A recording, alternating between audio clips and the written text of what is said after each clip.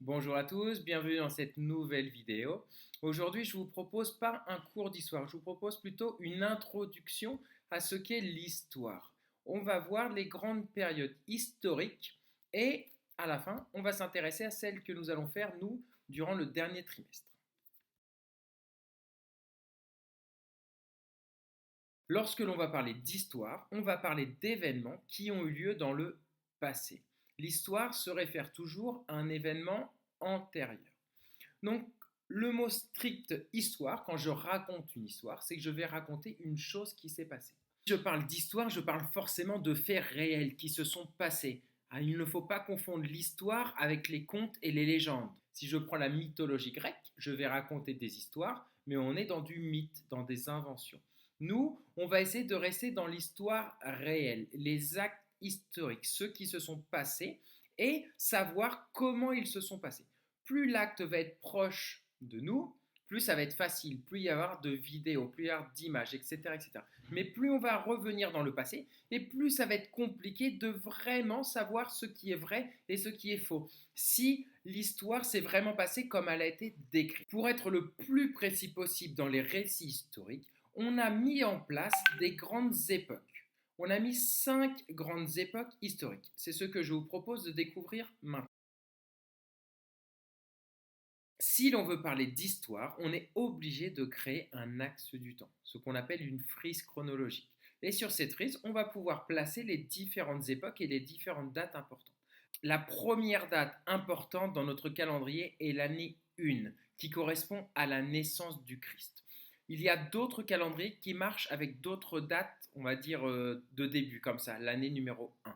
Dans notre calendrier, le nôtre, l'année 1 correspond à la naissance du Christ. C'est pas pour ça qu'il ne s'est rien passé avant. C'est ce qu'on va voir maintenant. La première grande période, la première grande époque historique s'appelle la préhistoire. La préhistoire n'est pas considérée comme tout le monde comme une période historique, puisque comme son nom l'indique, préhistoire, elle est avant l'histoire, avant l'invention de l'écriture. On va voir ça un petit peu après. Donc nous, on va la mettre comme une période historique, mais dans certains livres, vous allez la voir que la préhistoire n'apparaît pas. Pourquoi? Parce que comme son nom l'indique, préhistoire, ça ne peut pas apparaître dans l'histoire puisque c'était avant l'histoire.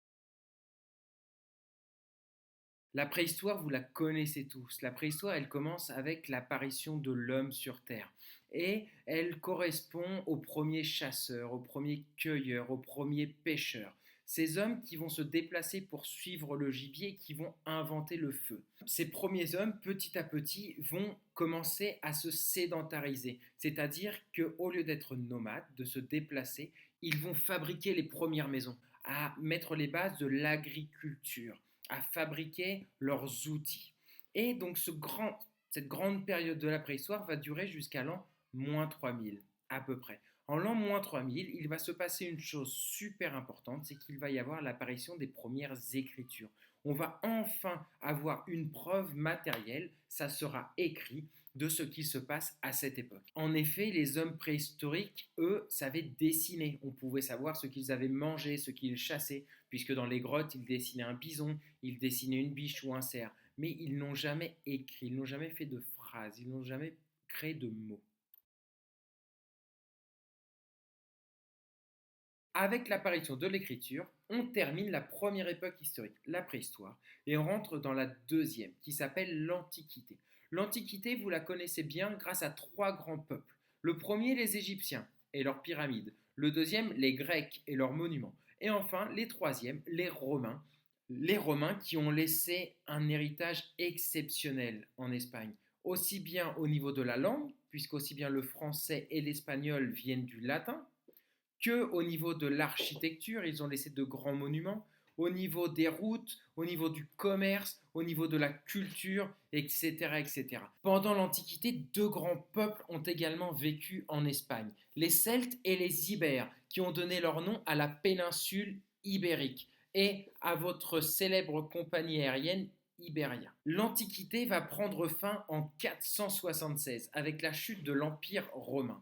À partir de 476, nous allons commencer une nouvelle période historique qui va s'appeler le Moyen Âge.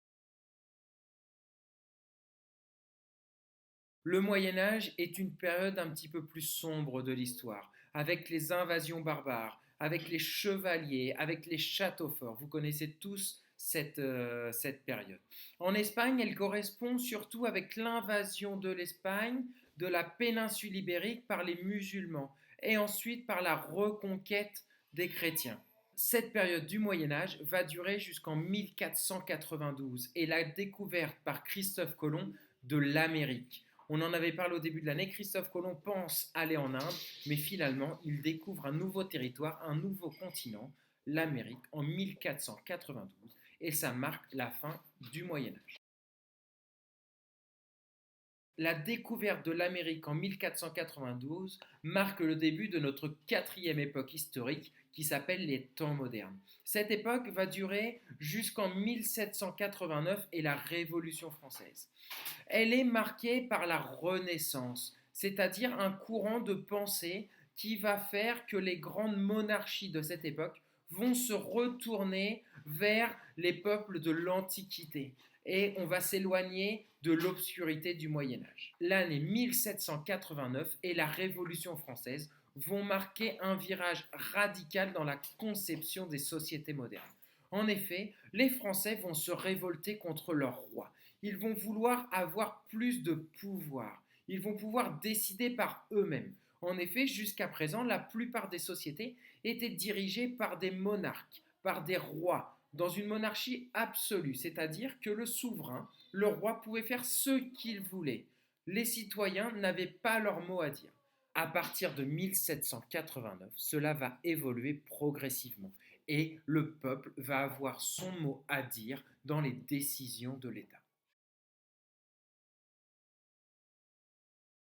De 1789 jusqu'à nos jours, nous rentrons dans notre cinquième grande époque historique, l'époque contemporaine. Cette époque contemporaine va commencer avec la Révolution française, puis les guerres napoléoniennes, la Révolution industrielle, les deux grandes guerres mondiales et maintenant la conquête de l'espace. J'en ai donc fini avec cette petite introduction à l'histoire, on ne va pas appeler ça une leçon, et ces 5 grandes périodes historiques qu'on a pu apprendre aujourd'hui, la préhistoire, l'Antiquité, le Moyen Âge, les temps modernes et l'époque contemporaine. En sixième, cette année, nous allons nous intéresser uniquement à l'époque contemporaine. Donc nous parlerons de la Révolution française, de Napoléon, de la guerre d'indépendance, de la Révolution industrielle, des guerres mondiales, etc.